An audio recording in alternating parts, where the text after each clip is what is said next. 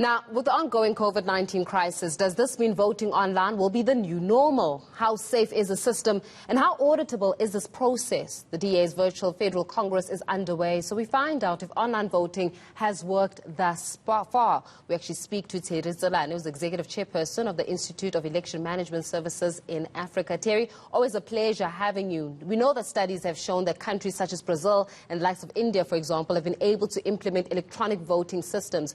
COVID-19 has certainly managed to accelerate our adoption of 4IR. How is the country faring in the adoption of electronic voting technologies? I think we're doing quite well thus far. As you may be aware that major political parties have already taken a position where essentially they are saying that the country must begin to move into the area of electronic voting. And I think the step that DA has taken in terms of this conference, it's commendable, and I think it's not only important for the DA, but it is important for all of us who have been advocating for electronic voting for a long time. I mean, you're speaking about the Democratic Alliance, which the virtual Congress is currently underway, the first party to really take up the politics online. Are we looking at the new normal, and will we be looking at this as a mode of politics, especially when it comes to general elections? I'm just thinking of the touch point when it comes to the electorate and when it comes to voters being able to identify and be able to relate with their political parties. Are we seeing this as how the future might be for politics in South Africa? Absolutely. I think this is the direction that we're going to be moving towards. It is quite clear to everybody that, COVID-19 has essentially accelerated a process of digitalisation. And the fact that we now have the official opposition moving in this direction basically just accelerates the process. And I think after this, even those who were skeptical about the processes of electronic voting will begin to realize that this is not only convenient, but it's a necessary step in terms of ensuring that democracy is not postponed during a crisis such as COVID or any other pandemic that can engulf us in future. Yeah. I mean, the very same skeptics, Terry, would actually caution against the security or the abuse of security as a major consideration when it comes to voting. So in the South African context, do we even have the capacity to conduct safe and secure voting online? Absolutely. The majority of companies that are working in this field understand the importance of having to make sure that the processes that they engage in on are auditable. They make sure that the system is verifiable. Two issues that are always a problem during electronic voting.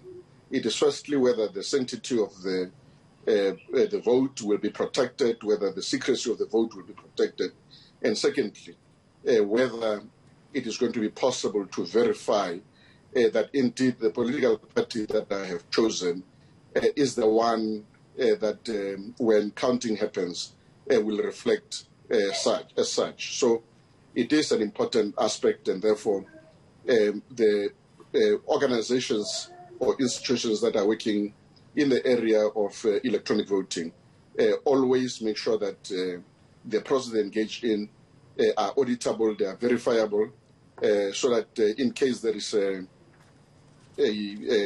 discrepancy or there is a query, it is possible then that they can actually be able to go through the system to make sure that they show whoever that indeed the results of the elections reflect the will of those who voted. Yeah, but then on top of that, it's the issue around being able to appease the people, and the people have to have confidence in the technology and in the system in order for them to even cast their vote in that regard. And are we actually managing to woo the people into the fourth industrial revolution, especially when it comes to digitization of voting? As you would appreciate, Terry, that a significant portion of our population are from the rural areas, the rural community still remaining highly skeptical of an online voting process as well as the safety measures.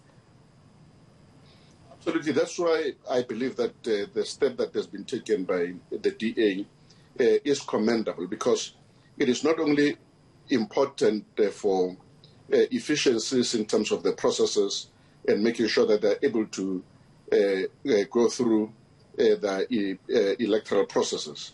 But it is also an educative process where ordinary people will now begin to understand that it is actually possible to have an election without necessarily having to go to a voting station. So it's an important step in the country, and I think it is commendable, as I've suggested, and it is basically, educating our people about the possibility of having elections without necessarily having to walk to or drive towards, to a voting station. Yeah. Terry, a necessary but difficult question. Can we be hacked? Hacking, it's always a problem in electronic voting, and hence, and many people always mention this point. You may be aware that the Netherlands actually engaged on electronic voting for the first time in 1966.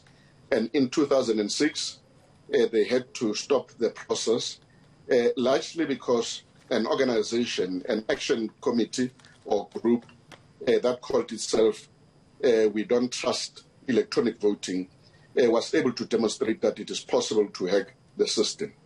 But the level of technology has advanced since 2006 to the extent that those who are running electronic voting processes make sure that, those kind of things do not actually happen. Terry Tselane, Executive Chairperson of the Institute of Election Management Services in Africa. Thanks a lot for joining us this evening.